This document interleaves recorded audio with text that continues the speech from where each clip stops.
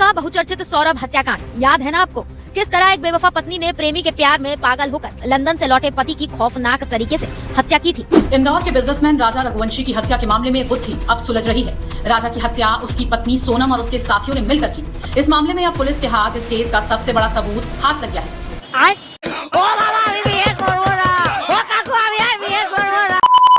না মানে ভাবো একবার কতটা পিওর লাভ হলে পরে নিজের বরকে বয়ফ্রেন্ডের সঙ্গে খুন করে ড্রামে ভরে রাখা যায়।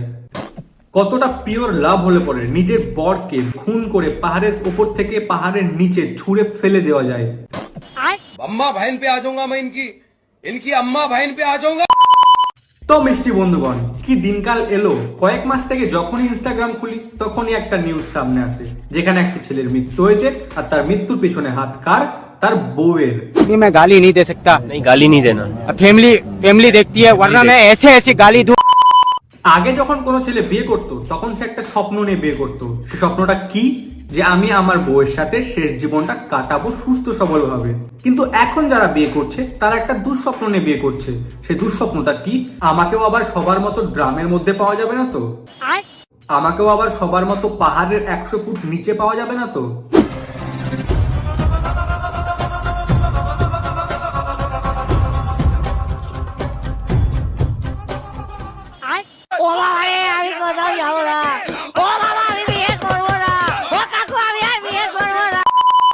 আমরা এবং আমাদের ব্যাচের প্রত্যেকটা বন্ধু সেই ক্লাস 10 থেকে আমাদের নিজেদের খুদ খুঁজে বেড়াচ্ছি যে আমাদের কেন হচ্ছে না আসলে প্রেম, আমাদের কেন জুটছে না মেয়ে।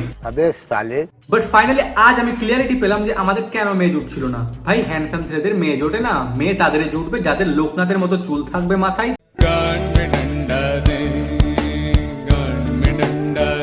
পিওর ছাগলের মতো। ডবল ছাগল বললাম কারণ আমি ছাগলের পর একটা সিধে ওয়ার্ড বলতে চাইছিলাম বাট আমি বললাম না, কন্ট্রোল করলাম। मैं गाली नहीं दे सकता। नहीं, गाली नहीं देना। फैमिली देखती है, वरना मैं ऐसे गाली दूं। না মানে সিরিয়াসলি ভাই, এই ছেলেটার জন্য তুই তোর মার্চেন্ট নেভি বরকে খুন করে দিলি? लेवल सबके निकलेंगे। এই মুস্কান আর সোনামকে দেখে একটা ক্লিয়ারিটি তো আমি পেয়ে গেছি ভাই। যদি আমি হ্যান্ডসাম হই, যদি আমার উজ্জ্বল ভবিষ্যৎ থাকে, তাহলে তো একদমই বিয়ে করা যাবে না। বিয়ে তখনই করতে হবে যখন তোমার মুখ পুরো ছাগলের মতো হয়ে যাবে, যখন তোমার চুল টাক থেকে উঠে যাবে, যখন তোমাকে পিওর একটা ছাপড়ি লাগবে, যখন তোমাকে দেখে যে কেউ বলবে আবে এ তো গুন্ডা, হ্যাঁ, তখনই বিয়ে করব। এবার বলি কেন আমি এরকম হওয়ার পর বিয়ে করব? কারণ ভাই মেয়েদের এটা উইকনেস।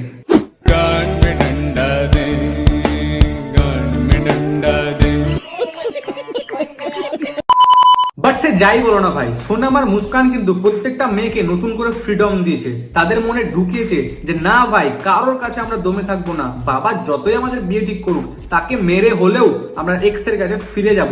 আর এই জিনিসটা হওয়ার পর থেকে ভাই আমি ইনস্টাগ্রাম কমেন্টের মধ্যে একটা ভরপুর চেঞ্জেস দেখেছি ভাই। যেখানে ভাই আগে মেয়েরা মুজরা করলে ছেলেরা লিখতো ভাই যে এদের বেল্ট ট্রিটমেন্ট লাগবে, আর এখন ছেলেদের যে কোনো পোস্টের নিচে মেয়েরা গিয়ে লিখছে ভাই এই ছেলেটার তো ড্রাম ট্রিটমেন্ট লাগবে। দেখো মেয়েদের উইকনেস যে কমা ডাম্ফা লোফার ছেলেদের উপর, সেটা তো আমরা দেখেছি স্কুল লাইফে ভাই। মানে আমরা দেখেছি 11-12 ভাই, যে কোনো ছেলেরা যারা একটু ডাম্ফা টাইপ ছিল, যারা একটু লোফার টাইপ ছিল, যারা একটু চুল ফুল স্টাইলে মেরে উঠতে ভালোবাসতো, তাদের ভাই টপার টাইপের মেয়ে ছিল গার্লফ্রেন্ড হিসাবে, ঠিক আছে? মানে টপার মেয়েটার সাথে লোফার ছেলেটার ফুল পিরিত চলতো পুরো স্কুলে। যেখানে সেখানে সিঙ্গারা খেত, যেখানে সেখানে জল খেত, যেখানে সেখানে চুম্মা খেত, সবকিছু করতো। বাট সেটা 12 অব্দি। আর যেইটা আমাদের 12 শেষ হয়ে গেল, এখনো কিন্তু আমাদের ফার্স্ট ইয়ারে ক্লাস স্টার্ট হয়নি, তার আগেই স্টোরি চেঞ্জ হয়ে গেল। क्या बात है सर? স্টোরি চেঞ্জ হয়ে গেল মানে স্টোরি কিসের জন্য চেঞ্জ হলো? আরে ভাই এখন আমরা নতুন স্টোরি দেখছি ফেসবুকে, যেখানে লেখা থাকছে এটা আমার লাইফ লাইন, এই আমার সব। বাট ছেলেটা আলাদা। তখন তারা দুজনে ছিল 18 বছরের, বাট এখন যে ছেলেটার সাথে আছে তার বয়স 32। ছেলেটা রিলায়েন্সে জব করে। আমাদের টপার দিদি ভাইয়ের হয়তো কোনো গিফটের প্রয়োজন আছে, ওই জন্য এখন গেছে, হয়তো বিয়ে টিয়েও করবে, তারপরে হয়তো এক্স কে ডাকবে, তারপরে এক্স এর সাথে মজ মস্তি করবে, পরে নিউজেও আসতে পারে मरना क्या भोसड़ी के मरना तेरे को डर नहीं लगता। তো চলো ভাই বেশি জ্ঞান দেবো না, যার বোঝার সে বুঝে গেছে। তো ভিডিও ভালো লাগলে অবশ্যই লাইক করো, শেয়ার করো, সাবস্ক্রাইব করো। আর তোমাদেরকে অনেক অনেক ধন্যবাদ গাইস, তোমরা 10,000 করে দিয়েছো ইউটিউবে, 20,000 করে দিয়েছো ফেসবুকে। আর কি চাই ভাই, এইভাবে সাপোর্ট করতে থাকো। নতুন নতুন ভিডিও আসতে থাকবে, ভালো ভালো ভিডিও আসতে থাকবে, বাট একটু দেরি হয়ে যাচ্ছে। আর আজকে এত আস্তে আস্তে কথা বলছি কারণ ভাই বাড়িতে সবাই ঘুমিয়ে গেছে। 12:30টার সময় রাত, আমি শুট করছি এখন। আর অন্য টাইমে শুট করতে পারছি না, তার রিজন একটাই, এখন প্রচন্ড গরম ভাই। এই টানা শুটে বসে থাকার ক্ষমতা আর কারোর হোক না হোক, আমার তো হচ্ছে না। যে তোমরা এত গরিব কেন? তো শুনে নিলে গরমের জন্য ভিডিও বানাতে অসুবিধা হচ্ছে, তার মানে আমার বাড়িতে এসি নেই। তো প্রপার সিম্পেথি নেওয়া হয়ে গেছে। এরপরে যদি তুমি সাবস্ক্রাইব না করে থাকো তাহলে তুমি একজন মূর্খ।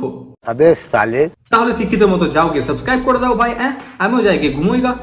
कान में डंडा दे